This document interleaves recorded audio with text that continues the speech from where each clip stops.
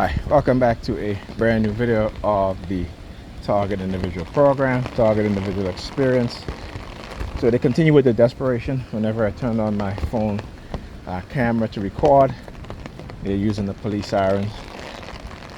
And of course, they're trying to get me to stay, right, by using the police as intimidation and also Pam, right?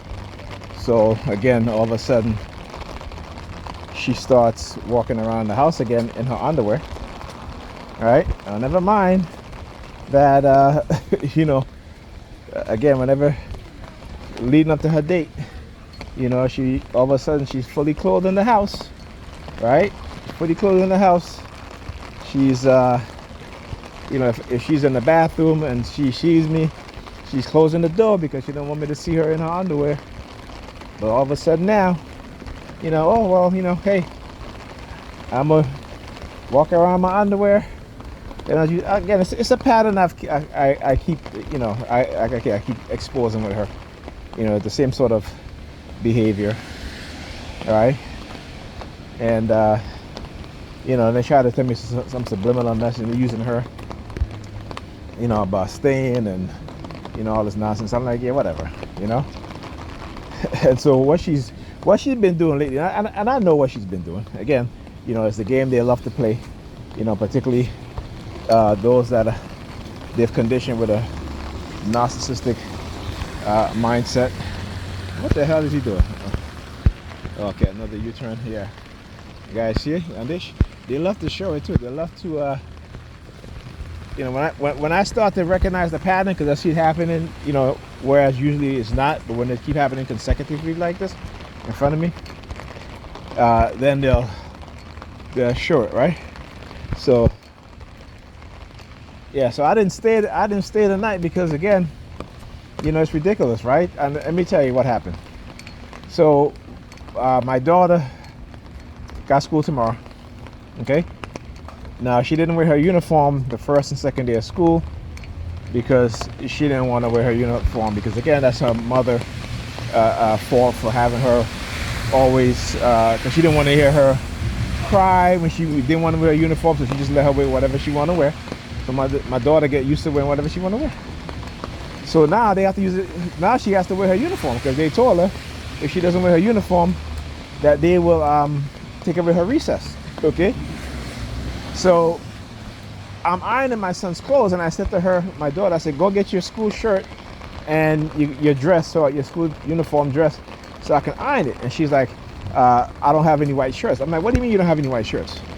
Now, I bought my daughter tons of shirts. I bought her white long sleeve shirts, short sleeve shirts that she hasn't even worn, right? Because again, she doesn't want to wear her uniform. So shirts that she hasn't even worn that are still in the plastic, and I know because I put them in her storage bin, right? Her storage drawer.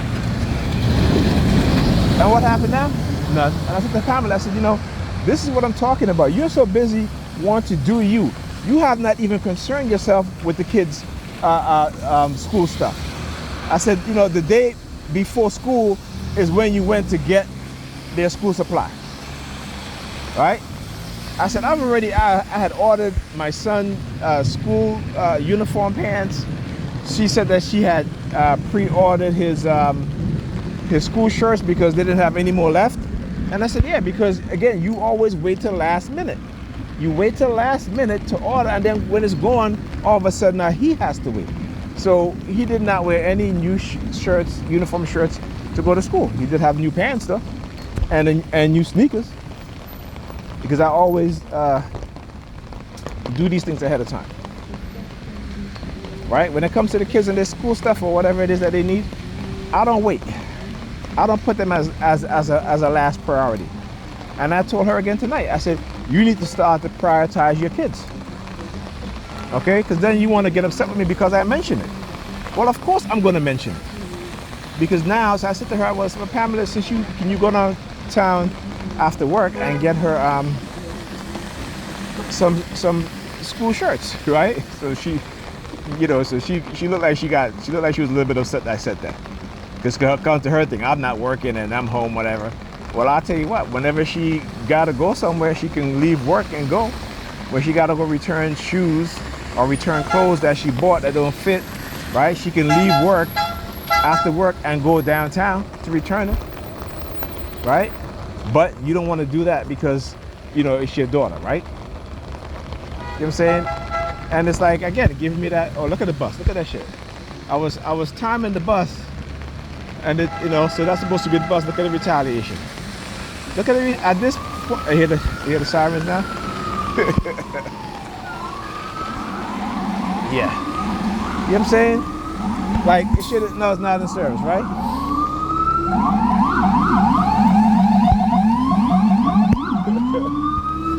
And of course, it's the FDNY, right? If it isn't the fire trucks, they'll start using the ambulance. Yeah, and then she's like, bye, Nigel, get out of here. And I'm like, yeah, because you don't want to hear the truth. Nobody, particularly me, I can't tell you shit. And then what she's been doing this week, like I've noticed, she had a black duffel bag. So I'm like, which bag is this? And in the duffel bag, she had, I guess it's her overnight bag. She had like lingerie and all the stuff in there. And I'm like, really? So you just leave that out there like that? I go to iron the kids' clothes. What did she do? Because I told the kids I was going to iron their clothes.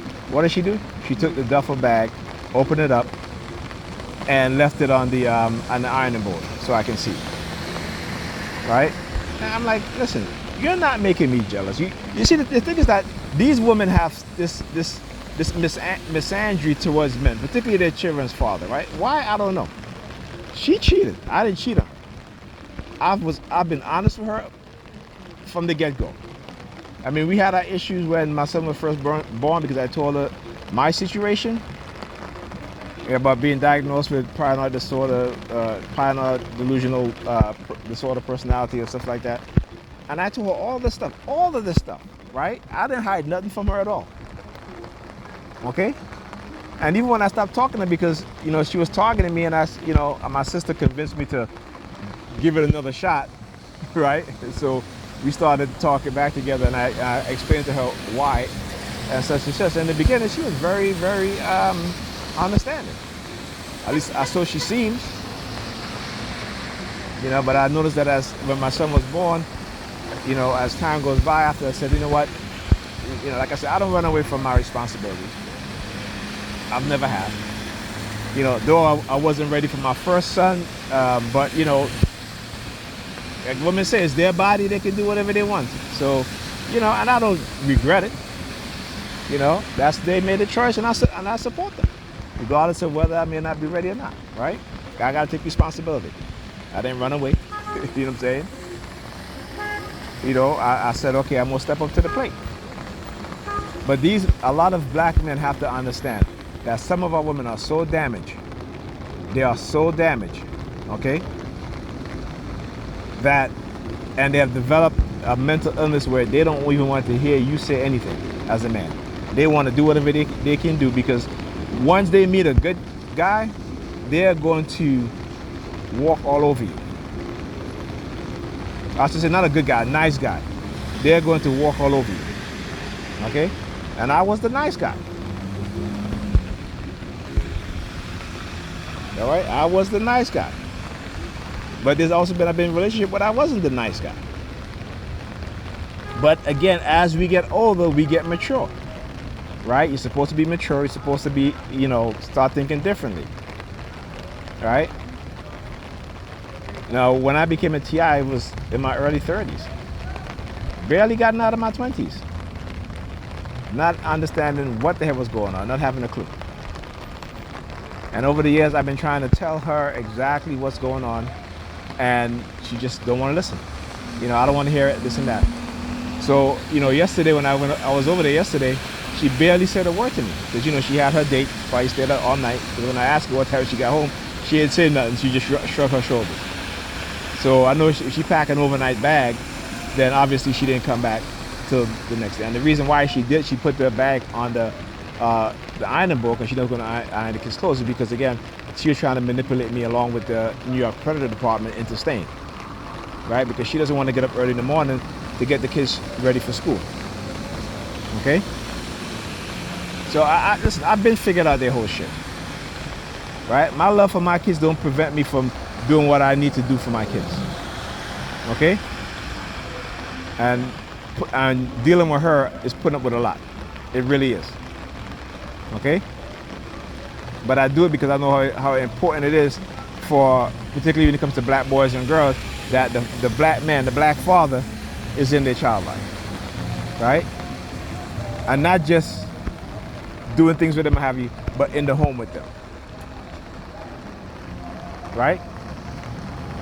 Even if it's just, a few hours of the day. That's important. Okay? But like I said, they got her thinking, believing that she has some forces of power over me, because again, they try to use her to entrap me and try to manipulate me and try to extort my time, money from me. And like I said, as men, we have to be very. I posted a video of a black mother. She's dating this man, and she's trying to coach her daughter into accusing this man of sexually assault. Of SA-ing her daughter, right? And the little girl is like, no, he didn't. And the man is like, look, I got you on camera trying to coach her. Okay? So again, like I said, as a community, as men and women, we are so damaged. And particularly black women are so damaged, and they're so spiteful and vengeful. Why? Because they see white men they prefer type of men. That's the men that they prefer. Okay? That's the majority of black women. Right? If you look at their online preferences, they prefer white men. Just like Hispanic women, online preferences, they prefer white men. Asian women, online preferences, they prefer white men. Okay? But again, so for them, because black men under the system of white racism have been reduced in the eyes of our women. Okay? And our women are so caught up in the fun factor because they've been manipulated, drugged, and again, I talk about this stuff, these so-called designer drugs that our young men and women are taking, it is doing them extreme harm, right? Psychological harm. This is where, again, and also sexual harm, because it increased their sexual experience, and when they don't take it, their sexual experience is not the same. And on top of that, because of the heightened sexual experience, they engage in more bisexual relationship or same-sex activity while doing these drugs. Okay? So what they've done is basically using these drugs to rewire the minds of our young men and young women. Okay? And to become a hypersexual and becoming bisexual and all this other stuff. Drugs are, again, we look at it like, we know the history of the U.S. government, particularly the CIA. We know the history. These designer drugs were created by the so-called, we would like to say the so-called cartel, but the United States have a big hand in the production of these drugs too. You look at drugs like ecstasy. You can get a prescription now from the pharmacy. Your doctor can prescribe it now, right? To treat certain psychological symptoms that they say, or illness, right? The very same drug that they have locked up black men for, you can now get a prescription for. Okay? Come on now. So, like I said, and let me put it like this. A lot of these people who are engaged in this sort of thing, those in the higher ups, those within the power structure, are Christians. You see, for black people, they condition us to think that we're supernatural and magical. That's why black women be like, my vajayjay is magical. They'll have pictures online and put a rainbow in between their legs. I'm like, come on, like, imagine if a man was to do some shit like that, right? Again, a black man. But black women are allowed to engage in this sort of hypersexual behavior and hypersexual posting online, but a black man can't do that, because then, first of all, he get banned, period, right? But black women don't understand how they're being used and how certain black women are being put on a pedestal who are engaging in negative behavior. It is because they are exporting to the world how they should look, treat, and view black women. So it doesn't matter if you're a so-called lady, if you know a woman of moral compass, right? It doesn't matter, because the rest of the world is going to see you and the hyena females as one, as the same. They're going to paint every one of y'all with a broad brush. And that's why I said, you know, when you look at the fact that black women in their 30s, not black women, but Negro women in their 30s, 40s, and 50s, they still want to date as if they're in their 20s. You know, there's a song by Miley Cyrus, and she talks about how when she was in her 20s, you know, she engaged in all sort of behavior. But now that she's in her 30s, she's been hit with the reality that, look, my body is not the same. I'm older. You know, when you're that young and you party so hard too, you age faster. And particularly if I don't know if she's doing drugs or not, but you know, if she is, then that even makes it even more damaging, you know, to you, right? And you know, she was married. She was married to, what is his name, Liam Hemsworth. But that she got divorced, and now the reality began to sink in. Like you know, where you're a woman, you're famous, what have you. You're married, you get divorced. It is not easy to find a person who is going to be to that caliber of person that you might be married to or had a rich, particularly if you know you're dating other stars. Okay? Because there's not a lot of stars out there to go around, men or female, right? You know what I'm saying? There's not a lot of stars to marry each other, right? You know, so when you look at like Julia Roberts, you know, she's not married to some famous star anymore. When she was younger, she was. But as they get older, they begin to realize, you know, that again, as women, they get older and they lose value. As when I say lose value, they lose sexual marketplace value, as Kevin Samuels said. They don't lose value in terms of who they are as a person. You know, whether their kindness, their ambition, they don't lose value, but they lose value in the sexual marketplace. Meaning that the men that get older with them, those men, they gain value, because there's always going to be younger women who want to date them or even want to marry them. You know, I'll give you an example. Steven Spielberg. Okay, Steven Spielberg? No, not Robert De Niro. I think it's Robert De Niro. Robert De Niro. Okay. You know what I'm saying? And you look at Jennifer Aniston.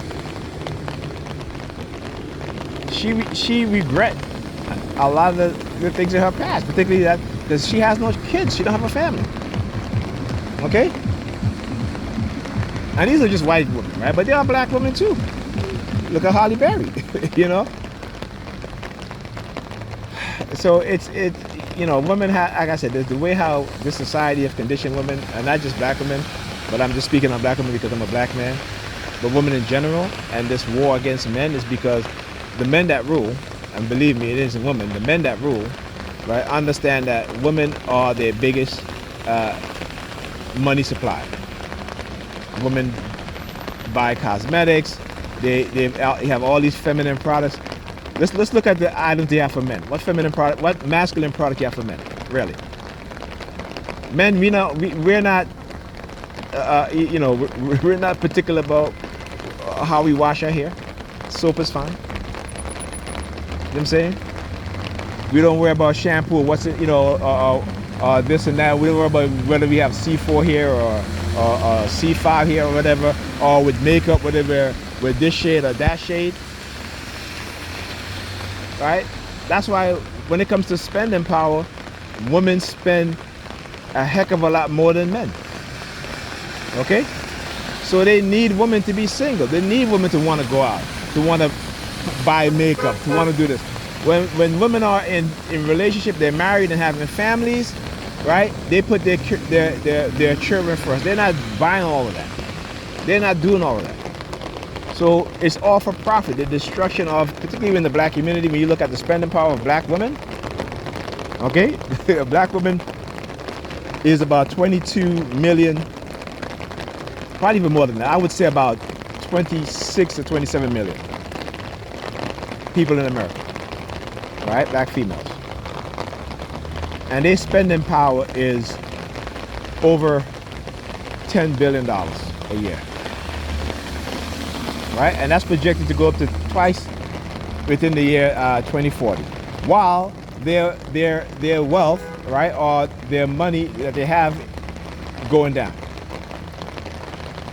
Dr. Claude Anderson said, you know, black people have become a permanent consumer class, and black women is the head of that consumer class amongst all groups of women. Okay? And as much as they like to talk about black female entrepreneurship and giving money to black women businesses, it's all lies. It's all talking points. It's all talking points. When you look at the reality, more black men own businesses, at least substantial businesses, than black women. I'm talking about business that employ over 10 people, or over 5 people plus, right? So again, the lies they tell our women, and the women believe it, okay, it's to give them a false sense of power, a grandiose, delusional way of thinking and mindset. And like I said, as a black man, we gotta start telling our sisters the truth, regardless of whether they want to hear it or not. So they can walk away. But at least if you walk away as a black man, you know that you walk away because you told them the truth and they just refuse to accept it. You're not lying to them, you're telling them the truth. And they refuse to accept it because they've been conditioned not to listen to you. Right? And so when I see black men engage in this sort of behavior, you know, they're the hyena males.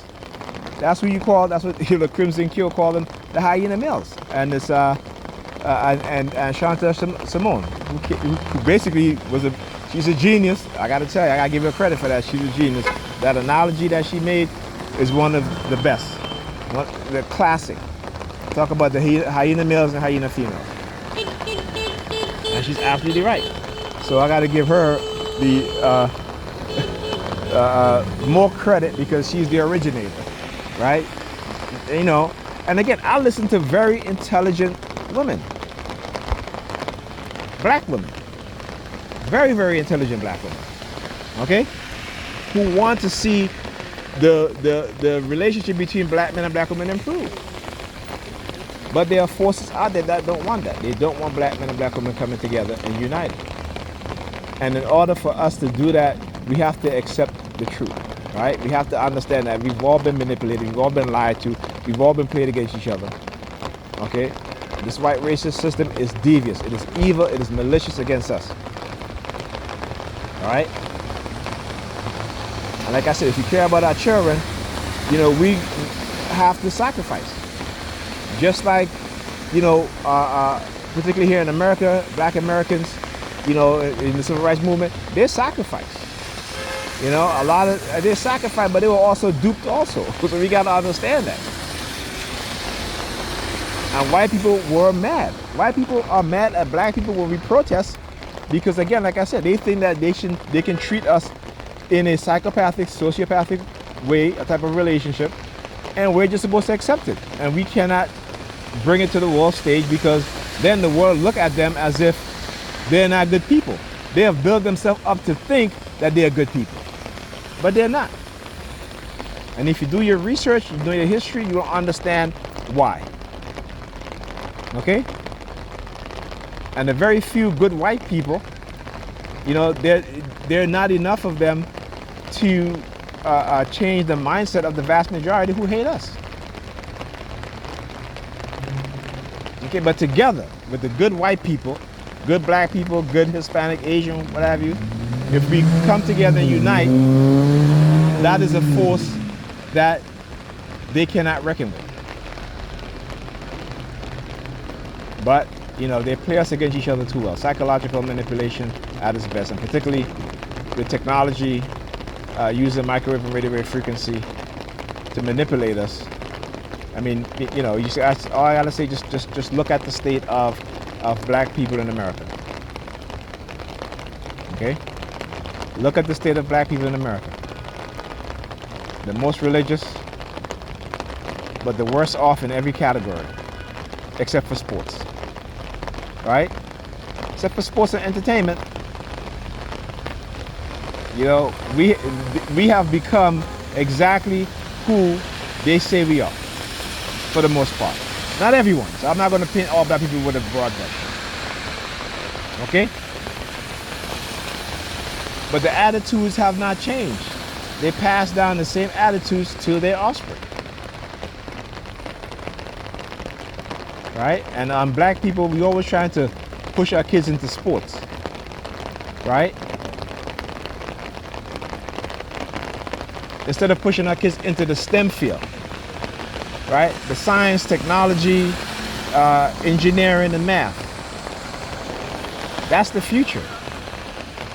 As Marcus Garvey said, that, you know, our people need to adopt the mindset of high science, just as our ancestors did. For it was our ancestors that gave the world science, that gave the world technology, right? That gave the world philosophy, agriculture. In all culture, when you go back to its original founding people, you will find black faces, black men and women, without a doubt. No matter how they may try to deny it, okay? The Chinese, the Russians, right? The Slavic people, the nomadic people, the Vikings, right? The Visigoths, right? The Carthaginians. Oh, look, another U-turn. Look, look, look.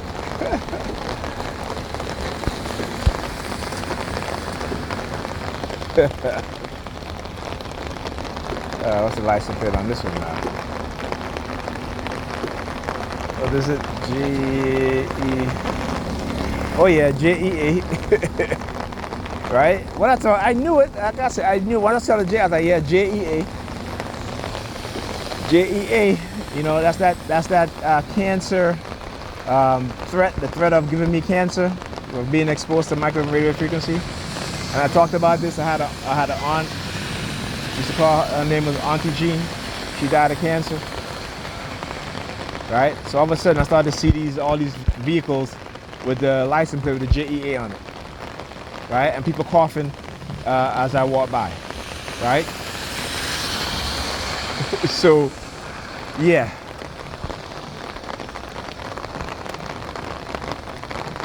Like I said, I know what I'm talking about. They run these themes from time to time. Doesn't happen every time, but they made the U-turn to get my attention, because that's what they've been doing recently. A lot of vehicles, wherever I'm at, been making U-turns in front of me.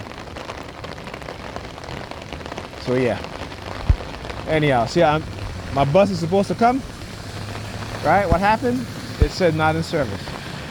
So now I gotta wait here. It's pouring rain. Okay. But this is what they do. Why? Because I didn't stay. You cannot try to manipulate me into being some sort of servant to her. She doesn't want to change. And the reason why she doesn't want to change is because the predators on the NYPD, right, has empowered her into behaving in a way in which they have entrapped her. So she has to do what they say. She has to date who they say she has to date, and a lot of times is sexual abuse, sex trafficking, and this is one of the ways in which they do it. Okay, there was a Florida sheriff who got, I'm sorry, a sheriff from Georgia who got arrested. He went to Florida, you know, and got caught in a prostitution ring. Right? Prostitution arrangement, what have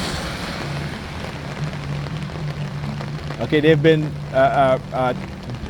sex trafficking ring, which involve police, firefighters, paramedics, right? Teachers, like I said, police officers, doctors.